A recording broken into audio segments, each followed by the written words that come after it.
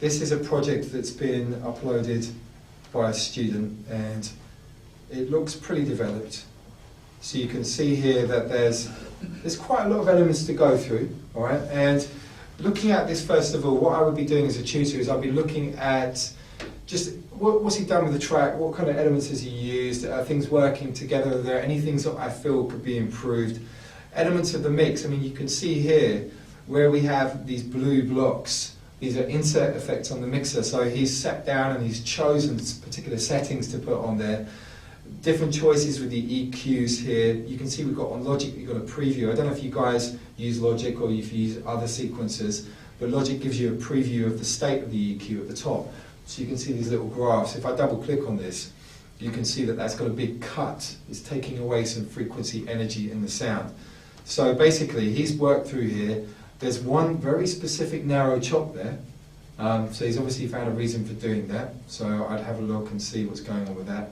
And so basically what I'm going to do is evaluate the things that he's done and feed back to him. So it's just kind of, it's almost as if someone's just there in the room with you, having to think about it. It's not scripted, it's just literally on the fly. They're looking at your project and they're going to feed back to you how they feel you've done in the actual composition, choices of sounds, EQ effects, all that kind of stuff. So I'm going to play this anyway, let's have a listen.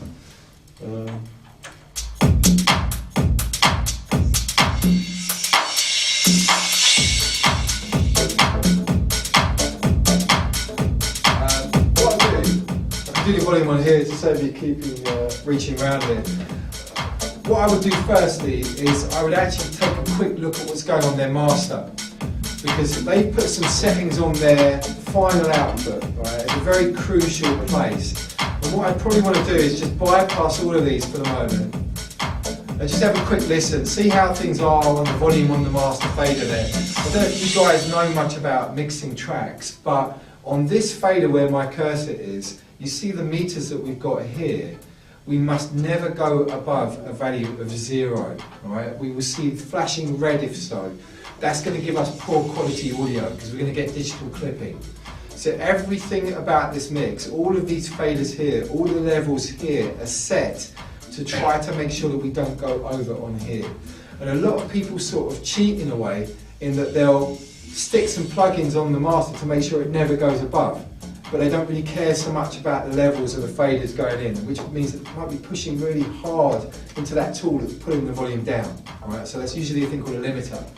So a lot of people will naturally do it. You can see here that this has got EQ, compression, an EQ and a limiter all chained together to try to get a nice professional result. That's what we teach, you know, we teach that stuff.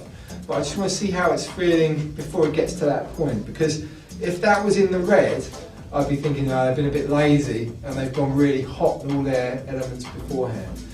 I will say, I don't know if you guys know this, but it's the same with any of these audio workstations. You know, they call them DAWs, you know, digital audio workstations.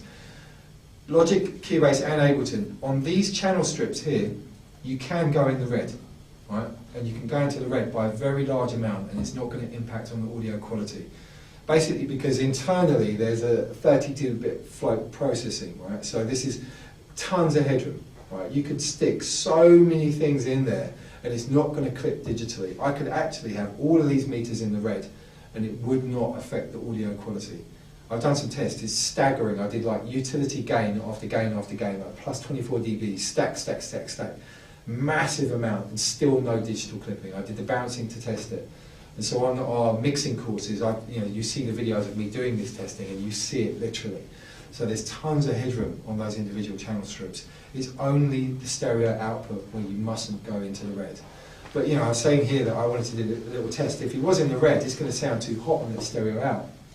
And if you did want to do that, you know, if you were feeling, you know, it's a rush job, you're just running with the vibe. Sometimes you just want to, the vibe's good and you think it sounds great, and it will technically sound great. You might just then need to put, I'll show you, just a little tip for you guys. If you are running hot on your channel strips, I'm going to move this up. So this utility gain plugin, you could just bring the level down. So minus whatever before it hits that stereo out. So that's just a nice little safety net. So technically then everything's fine, but you're not having to limit. You know, you just bring the volume down before it hits the fader. So that can occur. So that's bypassed. Sorry, can't you just bring the fader down and master output? You can do, but I wouldn't say it's good practice. Because the thing is that's used when you bounce. Yeah. So if you pull it down, that means your bounce is going to be quiet. So let's say you're running hot into your master output. You can obviously you're reducing the gain before it gets into the fader. Could you, let's say you're 2 dB too hot, could you reduce the master fader by 2 dB? You could, but just remember when you're bouncing, you've got to take it back up. Right, yeah. So you've got to do everything you can to make sure that it won't go over. So you can. But I've seen people, for example, using this. Can you see this one? He's used it. Now that's going to give him an artificially hot level on the stereo out as well. So also that fader there should be to 0. I've seen people using that as a volume control. Yeah. But when you're working internally with the audio interface on the actual laptop, the sort of louder and quieter buttons that I've got here are perfect for adjusting your volume. If you're in a sort of more studio-based environment, a physical control for volume is better than using the mixer here. A lot of these modern audio interfaces will have a volume control. So what you're doing is you're piping logic out into that interface, and then your interface goes between logic and the speakers. So you're adjusting the volume there. I'd say it's much more of a recommendation than using the volume on here to control your volume. So yeah, I mean, you're right, you could bring it down, but I'd say it's not good practice because you might forget, you know, it's good to make sure that you know that when you bounce, everything's going to be a good strong level. So that's what that's for there. As a tutor, you're thinking, is it a good composition? I'm going to have a look at the structure, I'm going to see if I feel that's working right. There's lots of things to cover here, there really is. We have to be quite speedy when we're doing the reviews, have to condense quite a lot into the time. But if a tutor has been working with this student over 4 weeks, he would have got to know their working methods and the song or track as they've gone along anyway. So they'll be more familiar with it. So I'm just sort of diving in here. Let's come back. I'm going to check and see what they've done. I'm going to take a look at their master settings. So I'm just trying to bypass that. The keyboard was playing up earlier on this Mac. It's a brand new Mac. There we go. And interestingly, you could feel a level drop there at the very end because the limiter was pulling the signal down. So that's what it's doing, it's doing the job. I'm going to take a look at what's happening with that. So I'm just having a look at the settings here. I'm not seeing much gain reduction. Let's have a look at the compressor. The settings that he's got for the compressor here are what we would class as quite good in a textbook kind of approach, where he's using the compressor over the whole mix. And the whole mix is at a very low ratio. So I don't know how much you guys know about compression, but if you're compressing the whole mix, you want to be careful that you don't sort of squash the dynamic life out of the track. So a shallow ratio is a good thing. I mean, that's 1.4 to 1. It's a very, very shallow ratio. And you can see here that that's actually showing some gain reduction. The amount that he's gone for here is another sort of textbook good amount. You could be looking at about -4 dBs overall with that shallow ratio as being quite safe. Right? So what he's done is pretty good. His gain that is increased here is pretty much relative to what's going on here. When you're reducing the threshold and you start to see the gain reduction occurring, this is a guide as to how much volume is being brought down. So often you'll have to compensate with the gain to bring it up again afterwards. So his +4 there is very reflective of what's going on here. But we would say that you don't have to make it numerically the same. It's really a kind of like by ear thing as well. You've got to have a listen. So what I'm thinking at the moment, he's made some good decisions. The linear phase EQ, I don't know if you guys are Logic users, but the linear phase EQ you should only bring on at the very end because it brings latency in. So if I was trying to record some extra parts in on a MIDI keyboard or program some extra beats, there would be a bigger delay coming in because of that specific plugin. There is another plugin which is the adaptive limiter, and if you use that in Logic instead of the limiter plugin, that adds a delay as well. So we recommend if you're going to use the linear phase EQ or the adaptive limiter, bring those in at the very, very end of the composition process because you're going to be fighting against the delay that they cause. When you push your keys, it's going to come back a few milliseconds later than it would have done. So he's made some good decisions, but I think I'll have a look at what he's done. I'm going to take those off and I'm going to look at the elements and the choice of sounds and what he's done. bring this back up. I'm going to solo some elements. I'm going to take a look at this stab. Now this is a stab sound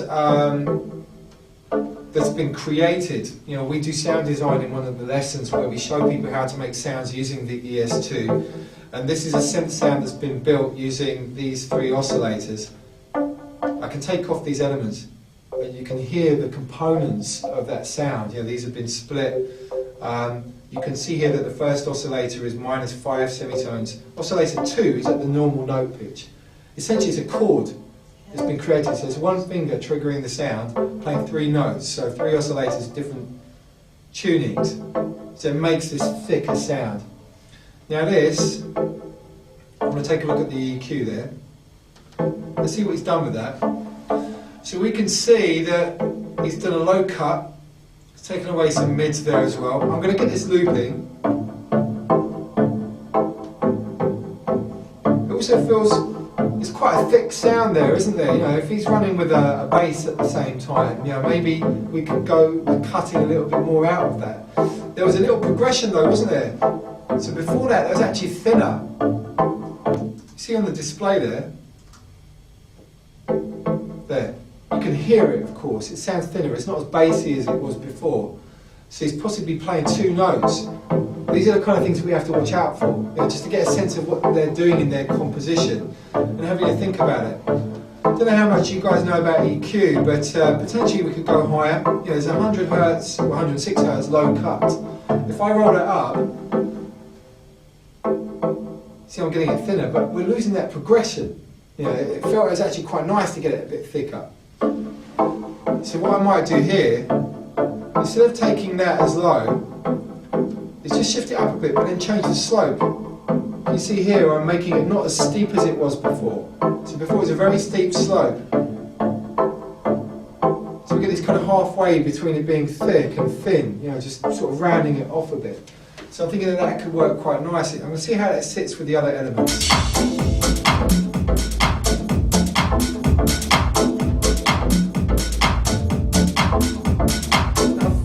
That's cutting through nicer, but I'm thinking about the bass and stuff. I want to have a look at some of the elements that are going on there. There's a kind of sort of subby bass thing going on. I'm going to see whether it's this. He may have layered 2 basses together.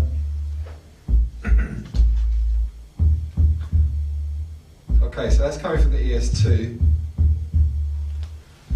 Single oscillator. You can see that over here. If I turn it off. Oh no, he's using the sine as well. Right, okay, now what he's got is 2 elements to the sound. He's got the pulse here. He's filtered the pulse down, right? So he's got 2 things occurring at the same time. So he's got this pulse filtered down, which is a thick sound in itself, but he's brought the filter cutoff frequency so low. Don't know if you guys are aware of this sort of stuff as well. Probably a real mixture of different levels in here. But what I'm going to do, just to give you a visual on what's going on with this, I'm going to bring on the spectrum analyzer. This represents sound in the frequency range from 20 Hz to 20 kHz. And that's what we can hear as human beings. Okay, so human beings can hear sound from 20 Hz to 20 kHz.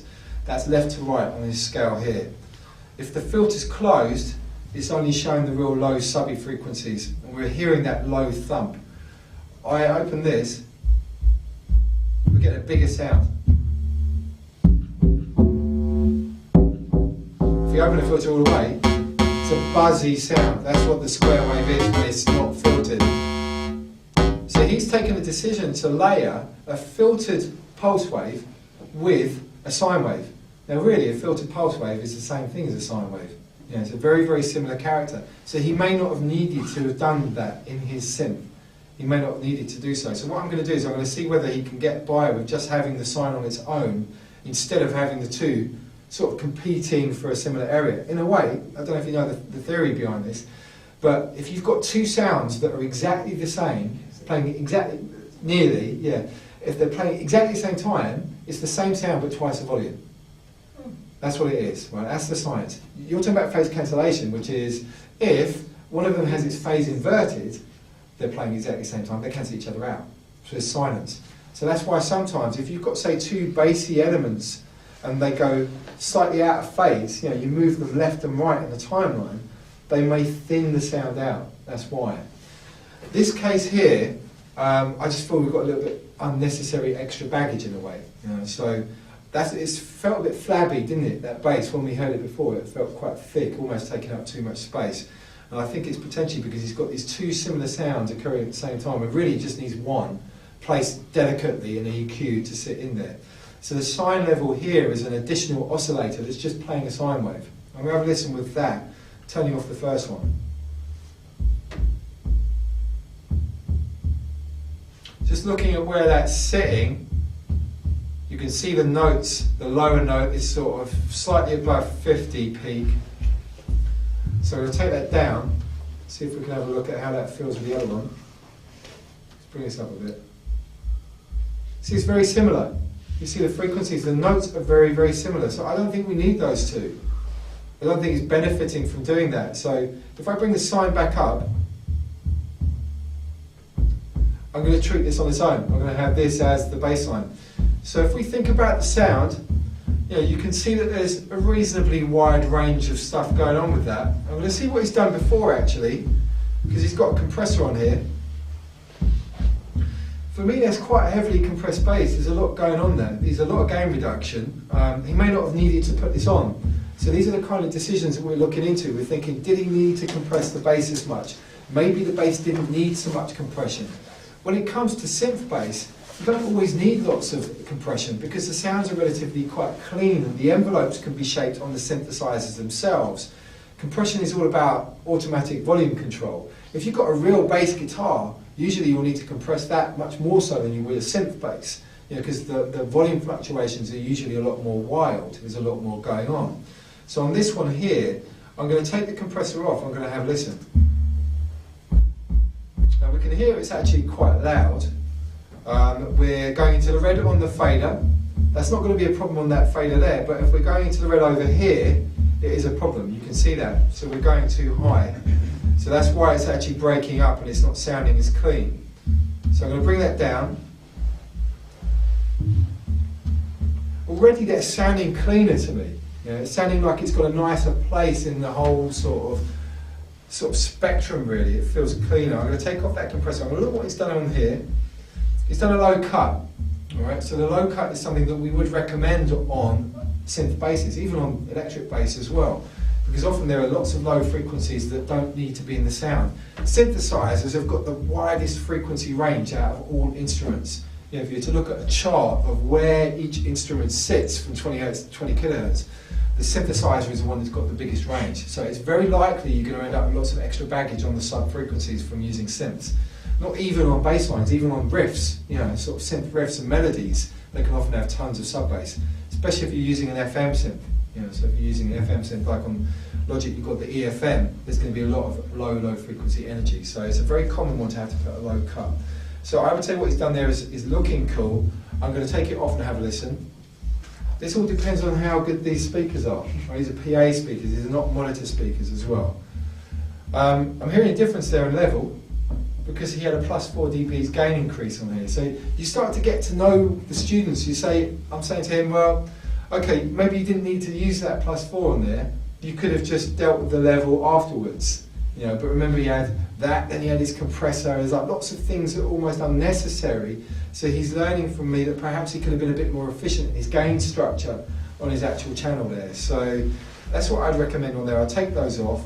I'm going to have a look and see how it sits in the mix and think about whether I need to do any more with that. All right, so let's bring on the kick. Let's find where that is. There's something called kick there.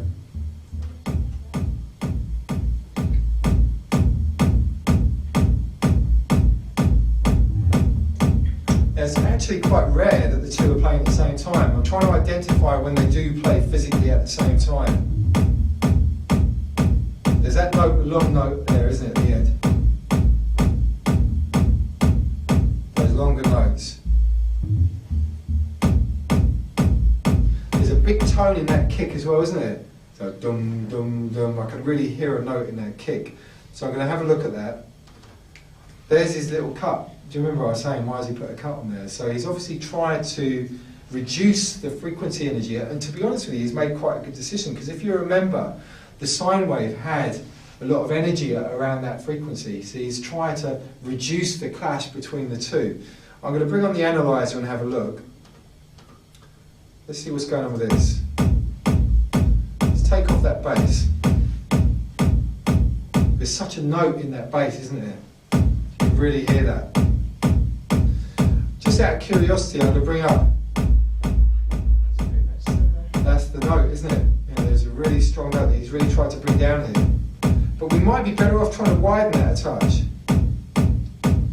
See how it becomes like a punchy kick now? Less of that note coming through. And in a way, we might be cutting a better hole for the bass to sit, and it might make the two sit much better. We could, of course, go a little bit lower with the kick and maybe bring out. You hear that kind of low thud, but I've got a feeling that's going to clash with that sine too. So we're going to see how it goes. We may feel we don't need to have as much of this going on at that point where the two are playing together, but we run the risk of having a thin kick overall. You know, you don't want to cut too much like that. It's not going to cut it on a big system. So maybe something like this. Let's bring the bass back.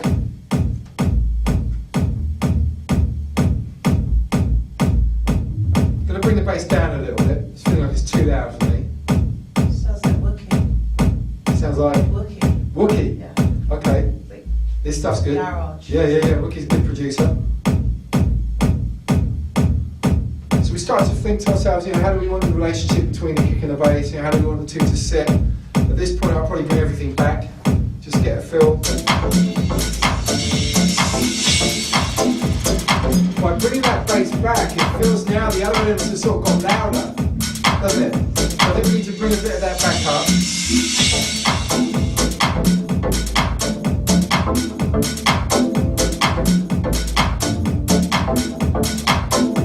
What I'm going to do, I need to just step back because I haven't got the best listening position on this.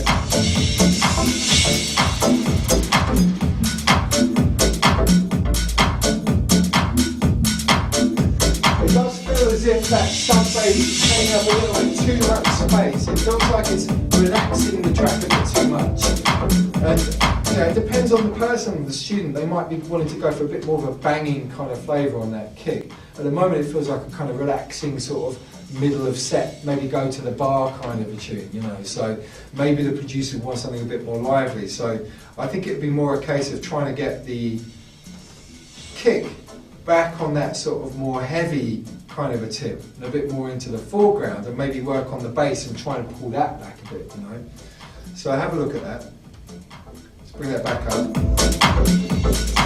How does that sound with that kick? Better, yeah. So if we get the bass, let's have a look on the that 50 hertz or so area. So we're just trying to exaggerate it. So I'm looking to try to bring out the bass in a way, make it worse. Let's see if I can find that.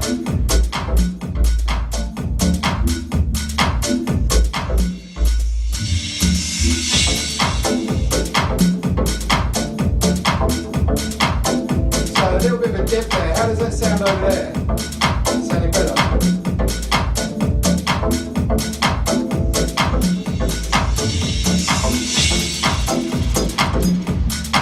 Yeah, I prefer the sound of that. I think it's working better.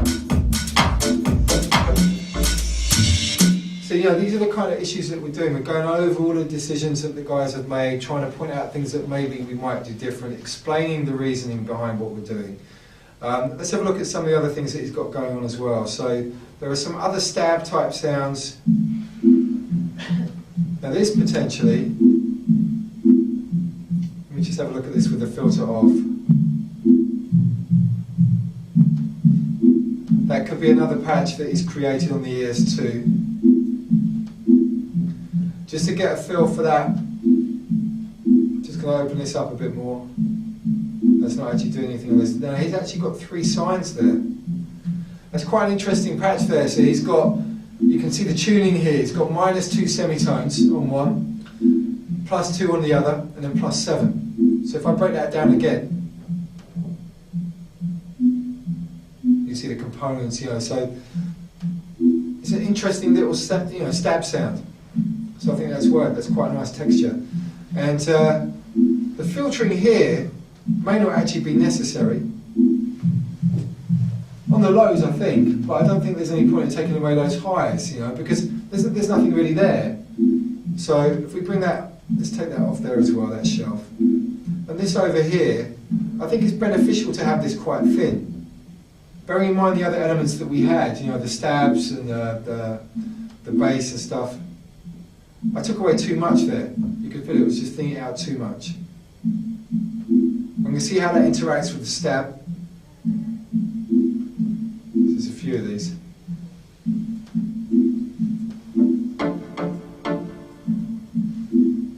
And the other one before that, which isn't labelled. And I'd encourage them to label everything as well, because it makes life easier for me, but also for them. If they come back to the project in 3 months' time, they want to have a look and see what's going on. And this one here. There you go. So this is a case where maybe something like the panning could be a bit broader. They've done +8 on there. You could maybe just present a little bit more of a wider sort of stereo image with this. This panning can really help with the separation, with the sounds. This stab here, this one, it's got a delay on it. I'm thinking about panning that over a little bit. Let's have a look at the delay. That's coming as a centre return.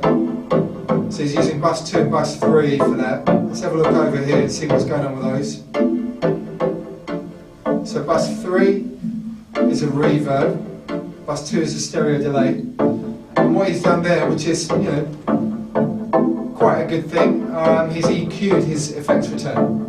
So he's thinning out his effects returns as well. So he's got a low cut in his delay, rolling off some of the highs.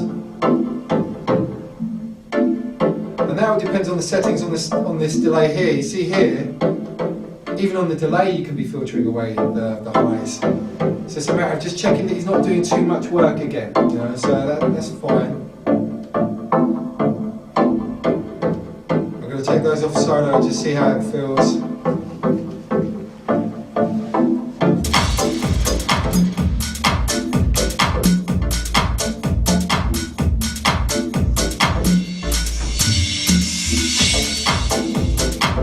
For me, I'm feeling the reverse crash is a little bit too up front. It's a little bit sort of, the frequencies potentially could be done slightly better, with the EQing on there. Let me see if I can identify where that is. Take the mixer away. But whilst I'm doing this, any questions so far? Any feelings about anything that I'm doing? No? I'll just keep going.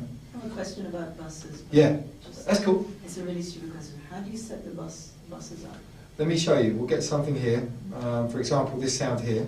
Yeah. Say you want to add, right, there's 2 reasons for a bus. Well, a few reasons. The 2 main reasons would be either you want to group all your sounds together, so say you've got drums and your kit, so you've got kick, snare, that. You want them all to go through one fader, and so on that fader you've got volume control for all of them together. You might want to compress them together or EQ them together, so that's one way. Another thing for a bus is to basically set up effects. So you might want to say add a reverb to a sound, and you don't want to put it on as an insert, so you want to just keep the original sound where it is, no change to that, add a splash of reverb. So there you're going to send signal to a bus from that channel. So which one is it? Is it going to be the reverb one or the drums? I can do both? Yeah, both. Yep. The drums one first, that's really... Alright, so drums, he's probably done it already. Let's have a look. He's done it here. So what I'll do is I'll take them out. So we've got all of these drums here. They're going through to bus 1. So I'm going to take these off. So we're just going to do is to stereo output, which is what you would have if you're setting things up under normal means. So these are all going through the stereo output, so that's what the drums are doing at the moment. So if you want these to go through to a bus, these are all on individual outputs at the moment. So on the ultra beat, you need to go into ultra beat, drop down here, can you see the numbers? They're sending the sounds out to their own individual aux channels. The aux channels will need to be turned on as well. Okay. Yeah, so let me take these away. So there's a minus and plus here on the ultra beat. Click on the minus. Let's hope it's not going to crash. Now I'm doing that, it's not actually taking any away from here at the moment. It may be because of assignments on there. So I'm not going to pursue any further with that. All right. So if you click on the minus, that will take away the channels. You click on the plus to add them. Okay. So he's already done that. I'll click on the plus here to add another one. So you can see auxiliary 5 is available. So if there's another drum sound in here that isn't routed, so over here like this hat 3, I could drop this down and then go to the next available bus. Right. I didn't take a note of the number, so these are all in numbers. Let me come back to that. So onto the mixer, that channel that was just created, the aux 5, this is 11 and 12. So you need to make a note of what's assigned to that. So into Ultra Beat, I drop this down to 11 and 12. That will now go through that. Okay. So that's like a setting up thing at the beginning. So that, and we cover all that stuff in the courses, so that's all in the first week. So you come over here, let's send all of these through a bus. So I'm going to drop down now. You go from the stereo out to bus, and then it's the next available one. So you can choose from all of these. It was originally routed to bus 1, so I'm going to stick it back onto that. And bus 1 will appear on the right hand side of the mixer. So can you see here bus 1, 2, 3 and 4? Yeah. I would recommend that's named, and it is named, so he's called it drums. I could double click and rename that, so you would name that. And then everything from there is coming through that one fader. Right. It's a great way to work. Say for example, if you've got guitars, you've got collection guitars you want to have on one fader, keyboards on one fader, voices, for layering harmonies and stuff like that. You can have a lead and backing vocals fader. It's just giving you lots of control. So in the end, you've got, say, 8 main faders that you can adjust and do each of those balanced as you want them. So it can help, if you're sending stuff out for remixing, you could send them as stems, so you could have all of the vocals available for someone to go and remix, all the guitars for someone to go and use, instead of giving a remix at every single individual track, because that takes time. I mean, I was telling some students before, I did a remix of Bebel Gilberto, who's a Brazilian bossa nova artist, and there were 70 odd tracks of vocals that were all individual. I was given a Pro Tools project, and it was nothing mixed. It was 70 tracks of vocals. At one point in time, there were 42 layered together, but they weren't layered because they'd just given us all the raw Pro Tools files. So in order to use those vocals, it would have required mixing the 42, EQing, panning, compressing, effecting, to be able to use those vocals. So it was a decision taken that weekend to not use those vocals. It was literally just the lead, and it was chopped up, because if you're doing a remix, if you're being paid for the job, you don't have that much time to go and mix someone else's tune again. So it would have been better to have got the stems. But when it comes to remixes, you can't specify what you're going to get. You get what the record label will give you. That's what you have to deal with. And you have to deal with it quickly. If they're paying you for the job and you've got other jobs to do, you want to try and get them done quick. So the other approach, if you want to add a reverb to a sound, let me see. Where's a clap? That would be a good choice if we've got a clap on here. He's probably affecting this because he isn't. Right, I'll tell you what he is. Have a look at this. He's adding a reverb from a Space Designer, right? As an insert. So basically we're hearing the affected signal. Now of course there is a dry wet balance inside Space Designer, so it's not all effects. He's just blended a small amount of that. So that's how it was before, and he's added a little bit of that space. He uses a drum plate. But say I didn't like that, so I wanted to do something a bit different. So I didn't want to use an impulse reverb, I wanted to use the platinum verb, which is like a DSP based reverb. I could take off what he's done, and then I can do a send. So this is a reverb on a bus. Right, so what we do is we drop down, and we say, okay, I'm going to send that to the next available one. So I drop down the platinum verb, so we're going to go to reverb, platinum verb here. We're going to now hear that reverb coming back. The clap is the source, it's coming back on the bus. Right, so we've now got a reverb bus coming back. So the dry signal's over here, then we've now got the affected signal coming back on another fader. Right, so that's what's going on that bus. So if we try and find that, there it is, bus 20. We can rename that, we say reverb. And the benefit of that approach is it's much more CPU friendly. Yeah. If you've got loads of inserts, reverb's quite a tough thing for the computer to think about. So if you've got loads of inserts with reverbs, it's going to have to think about a lot more than it would need to if you just had it via a send to a bus. a lot of people, mix engineers will probably argue that your mix is going to sound more cohesive if you stick to having your reverbs as returns instead of having loads of reverbs on inserts, because loads of fake rooms all blending together is going to make kind of like a digital mush. So the old school approach is to have like a short reverb and a long reverb as returns, and then share them across elements in the mix.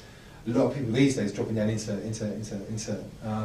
There are benefits if you're working with lots of automation. You know, the insert has the reverb, so the automation and the element are all together on the one track instead of them being split on separate tracks, which is how it would be with the buses. So that's the advantage if you're doing lots of complex automation with effects. So if you're making a more contemporary sort of electronic style, then yeah, you might want to do it on an insert and have the control there, have the ability to really manipulate stuff in the automation, different send levels, different parameter sort of elements.